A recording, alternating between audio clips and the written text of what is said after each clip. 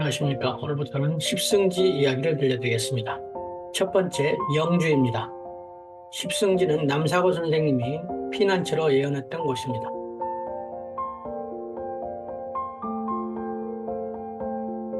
십승지와 정감록 얘기를 보면 우리가 잘 알고 있는 얘기겠죠.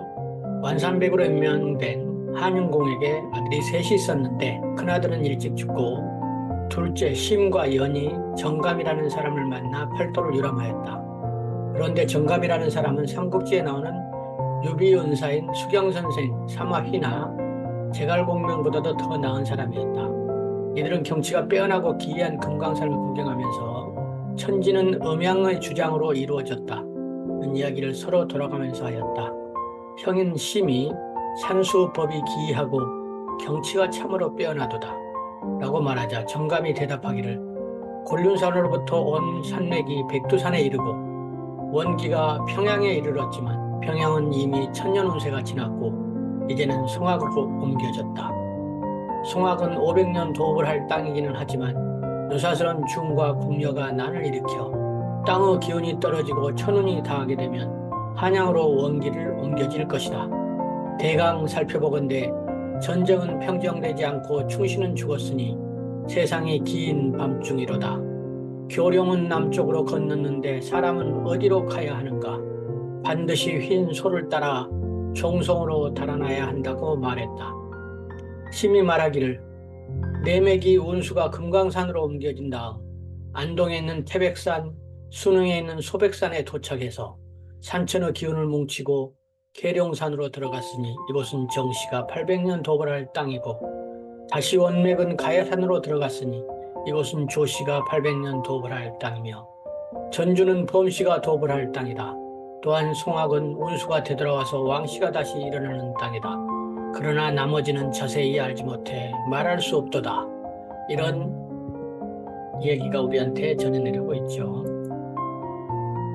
자, 그러면 십승지에 대해서 본격적으로 알아보겠습니다. 십승지라는 것은 오랜 전란에 시달린 조선 민초들이 찾던 이상향을 말합니다. 천지 대개벽이 일어날 때 재앙을 피하기 좋은 10군데 지역을 말합니다. 정감록이나 저감유록에 따르면 가까운 미래에 엄청난 천재지변이 일어나 인간은 끔찍한 질병과 굶주림, 쉬와 더위, 공포에 시달리게 되고 대다수의 사람들은 죽음을 맞이함으로써 인류는 절멸의 위기에 처하게 될 것이라고 예언하고 있습니다. 그러나 십승지에 들어가는 사람은 이러한 재앙으로부터 목숨을 보존하고 재난을 피할 수 있다고 하고 있습니다. 여기서 재난이란 삼재팔란을 말합니다. 삼재란 기근, 역병, 전란, 팔란은 배고픔, 목마름, 추위, 더위, 물, 불, 칼, 병난 등 사람의 목숨을 위협할 만한 온갖 재난을 얘기합니다. 왼쪽에 피난 가는 모습을 그려봤습니다. 어디로 피난 갈까요? 십승지. 6.25 때나 임진왜란 때나 많이 십승지로 피난을 왔습니다. 자, 그럼 오늘 첫 번째 십승지인 십승지 정확한 위치는 책에 따라 조금씩 다릅니다.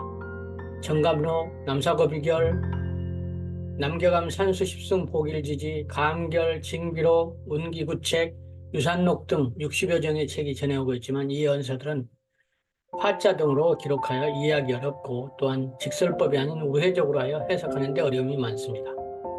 또한 책을 쓴 저자가 시기가 불분명하고 당시에 이러한 책들이 사회를 어지럽힌다고 하여 배포를 금지하여 금서였기 때문에 또 인쇄술이 발달하지 못하여 일일이 손으로 베껴 쓴 필사본이기 때문에 쓰는 사람에 따라 실수가 있을 수도 있고 의도적으로 내용을 누락 첨삭하였기 때문에 똑같은 책이라도 내용이 달리 전해오게 되었던 것입니다. 인공지능과 함께하는 김 박사의 풍수 이야기. 한국의 대표적인 감별소에 나타난 십승지를 종합해보면 지도 위에 제가 빨간 별표로 표시하였습니다. 홍기, 가야, 공주, 안동, 예천, 운봉, 보은, 대소백산, 계령, 봉화, 보안, 영월, 무주, 진목, 단춘, 단양, 영춘 등으로 나타나고 있습니다.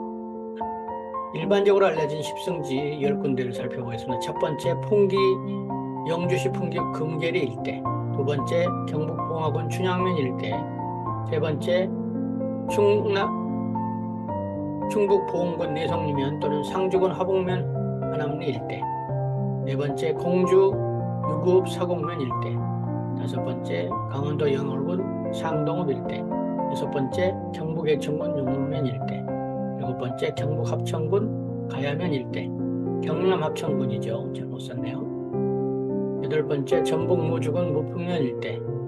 아홉 번째, 전북 부안군 보안면 또는 고창군 아산면 일대. 열 번째, 전북 남원시 운봉읍 일대. 이렇게 아홉 번째와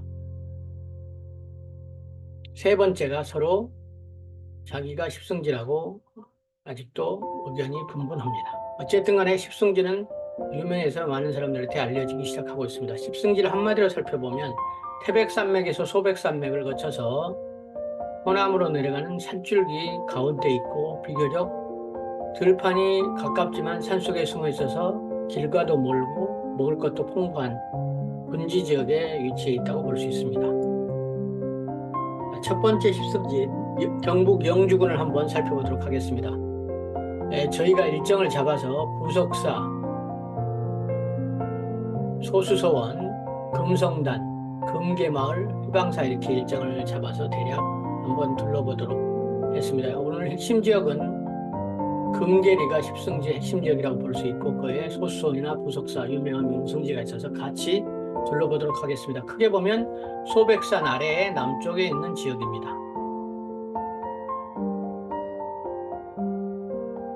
첫 번째 금계리는 풍기인삼의 고장이라고 십승지 표지판이 마을 입구에 있습니다. 정감록 제1승지, 풍기인삼 10회지, 금계 1, 2 이렇게 써져 있죠. 이렇게 위에서 보면 금계 8경이라고 있는데 풍기인삼 3터널, 제2경인 용천지, 3경인 삼계터널 전망대, 4경인 금양정사, 5경인 닭벼슬과 같다고 하는 금계바위. 잘 길가에서는 안 보입니다. 6경 금계 호수, 7경 금계 천에 있는 금선정, 8경 금성 계곡. 여기에 핵심 인물은 조선시대 장수왕씨의 황준양 선생님이 계십니다.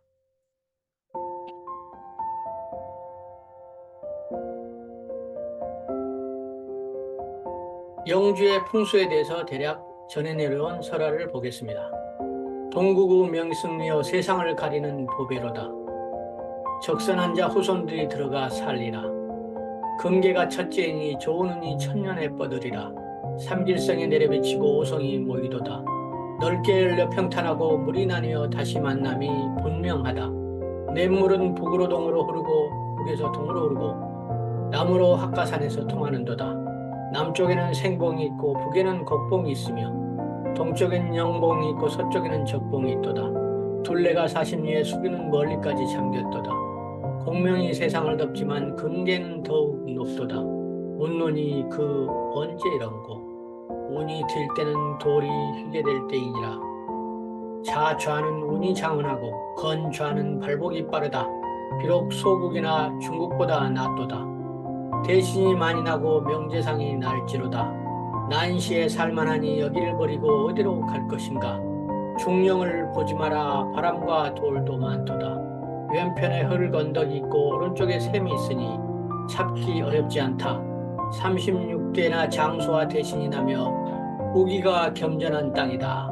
그렇게 표시했습니다. 오른쪽에 보면 커다란 소백산 아래에 산이 낮게 내려오면서 들판과 만나는 자리에 입구쯤에 금계리 마을이 있습니다. 이쪽을 십승지로 지목하고 있습니다. 자, 이제 영주 부석사로 가보겠습니다. 영주 부석사는 너무나 잘 알려져 있죠. 뜬돌 부석사의 가을 단풍 모양을 저희가 가봤습니다. 부석사는 풍수학적으로 봉황호란형, 봉황산이 있죠. 봉황에서 암봉황이 알을 품는 형국, 왼쪽 날개, 오른쪽 날개에서 알 자리에 동우리 자리에 부석사 이렇게 써져 있습니다. 이쪽에 봉의 알을 품는 형국의 핵심적인 자리에 있어서 봉황포란형이다 이렇게 얘기하고 있습니다. 봉황포란형 천년 고찰입니다. 부석사 이야기를 좀 해보겠습니다. 부석사에는 유명한 설화가 전해오는데 의상대사와 선면왕자 얘기입니다. 신라 승려 의상은 원효와 함께 당나라 유학길에 오릅니다. 그 유명한 해골물 사건 이후 원효는 깨달음을 얻어 신라에 남고 의상 혼자서 당나라에 가게 됩니다. 당나라 등주에 도착한 그는 잠시 어떤 신도집에 머무르게 되는데 거기에는 선묘라는 아리따운 따님이 있었고 의상대사에 보고 반했습니다. 선묘낭자를 유혹에도 불구하고 흔들리지 않자 선묘낭자는 평생 스님을 위해 기도하면서 살겠다고 다짐을 합니다. 이후에 의상대사는 지장사의 지엄스님을 찾아가 화엄정을 배우고 신라와 당나라의 전쟁에 임박하자 이를 위해 신라로 귀국하게 됩니다. 그 과정에서 예전에 신세를 졌던 집에 찾아가 감사드리고 떠나는데 이 사실을 모르고 있던 선묘낭자는 뒤늦게 소식을 접하고 의상을 찾아 나섰지만 이미 그가 탄 배는 떠나고 말았습니다. 그녀는 바다에 빠져 죽어서 스님이 지키는 용이 되겠다고 다짐을 하고 투신하였고 실제로 용이 되어 의상 스님의 무사 귀환을 도왔다는 전설이 전해 내려옵니다. 신라로 돌아온 의상은 1676년 지금의 부속사 자리에 화엄정의 뜻을 펴려고 합니다. 그러나 이곳에는 이미 소승 잡배들이 자리 잡고 저항을 하고 있었기 때문에 쉽지 않았습니다. 그러자 선묘낭자는 커다란 돌로 변하여 공중을 돌아다니며 그들에게 위협을 가했고 그들은 놀라서 달아났다고 합니다. 그렇게 선묘낭자의 도움으로 의상은 이곳에 화엄정 차린 부속사를 세울 수 있었다는 얘기가 전해오고 그래서 선묘낭자의 사당이 부속사의 맨 뒤편에 아름답게 별도로 모셔져 있습니다. 선묘낭자가 용으로 변해서 용선을 타고 왼쪽에 부석을 높이 들어서 위협하는 소승 잡배들을 물리치는 것을 그려놓고 있습니다. 두 번째, 소수소원입니다. 소수소원은 소백산에서 내려온 물줄기가 커다랗게 휘감고 도는 옥대수 자리에 소수소원이 자리 잡고 있습니다. 조선 최초의 사액소원이고 경자바위가 유명합니다. 소수소원은 이렇게 전경이 이렇습니다. 참 정하고 아름답고 산지가 끝나는 평지에 평평하게 강을 둘러싸고 산이 둘러치는 북서풍을 막아주는 곳에 아늑하게 자리 잡고 있습니다. 소수소원은 이름은 지어진 계기는 홍기군수 주세붕이 세울 때 안양의 뜻을 살려 기패지학, 소이수지, 이미 무너진 학문을 다시 있게 한다 해서 소와 수를 따서 소수소원이라 이렇게 지었다고 합니다. 옛날에 끊어졌던 학문을 다시 잇는다 이런 뜻이죠. 소수소원 강 건너편에는 백운동, 그 다음에 공경할 경자 바위가 글씨가 바위에 새겨져 있습니다. 앞에는 호랑이가 눈을 부릅뜨고 있고 있는 것 같은 바위에 입 부분에 새겨져 있죠. 이런 죽개천의 큰 바위에 선비의 덕목을 가지는 경자인 붉은 글씨로 새긴 바위가 있는데 서원에서 학문을 공부하는 생원, 진사들이 늘 보고 마음에 새긴 글자일 것입니다. 주세군 선생은 백운동 서원을 창제한 후 이 바위에 경자를 새기고 혜원 선생 고려말 성리학자인 안양 선생을 얘기합니다. 이분을 선사로 존경하여 서원을 세우고 후학자들에게 학리를 잇고자 하나 세월이 흐르게 되면 건물이 허물어져 없어져도 경자만은 후세에 전하여 혜원 선생을 선사로 경무하심을 전하게 되리라고 하였다고 합니다. 이 경자바위는 수능 땅 아픈 역사와 얽힌 전설이 있습니다. 세조 3년 10월 단종 포기 사건의 거사 실패로 이곳 사람들은 정축지변이라는 참화를 당하게 되는데 그때 희생당한 수능 도부민들의 시신은 이것 죽개천에 수장되고 맙니다. 그 후 밤마다 억울한 넋들의 울음소리가 들리므로 당시에 풍기군수 주세붕 선생이 원혼을 달래기에 경자를 붉은 칠하고 유령제를 지낸 후에 울음소리가 그쳤다는 얘기가 전해옵니다. 경자바위는 소수소원으로 달려드는 바위 모양이므로 입에 재갈을 물려서 달라지지 못하도록 하는 풍수적인 의미가 담겨 있습니다. 자, 금성단을 살펴보겠습니다. 소수원 바로 뒤편에 금성단이 있습니다. 경북 영주시 소수원에 단종 보기사건 관련된 세종 여섯째 아들 금성대군 이유를 기리는 재단인 금성단이 있습니다. 이유는 1457년 수양대군의 계유정난에 반대해 사약을 받았습니다. 이 사건으로 수능부서를 포함한 수능 일대의 반계유정난 세력이 떼조공을 당하게 되었습니다. 단종 복위운동이 실패하자 수능부사 이보험 외에도 거사에 가담한 수능부 주민이 처형당하고 수능부는 폐부되었습니다. 수능 앞들에 흐르는 죽개천을 따라 죽은 자들 피가 15리를 흘러갔는데 이곳의 마을을 피가 멈춘 마을이라 해서 피끝마을이라고 부릅니다. 그 후 숙종 9년 1683년에 수능부가 다시 복원되고 순절한 의사들이 신원이 회복되자 숙종 19년 수능부사 정중창이 금성대군을 위리안치 되었던 곳에 제단을 쌓았습니다. 숙종 45년에 금성단 중수를 요청한 이기룡의 건의를 받아들여 부사 이명희가 단소 제단을 설치하였으며 영조 18년 1742년에 금성대군이 복권되고 경상감사 심성희는 처음 세워진 자리로부터 30~40호 정도 뒤로 옮겨진 단소를 정비하고 위를 모시고 순위비를 세워 매년 봄과 가을에 제사를 지금도 지내고 있습니다. 이런 뼈아픈 역사가 숨어있는 곳입니다.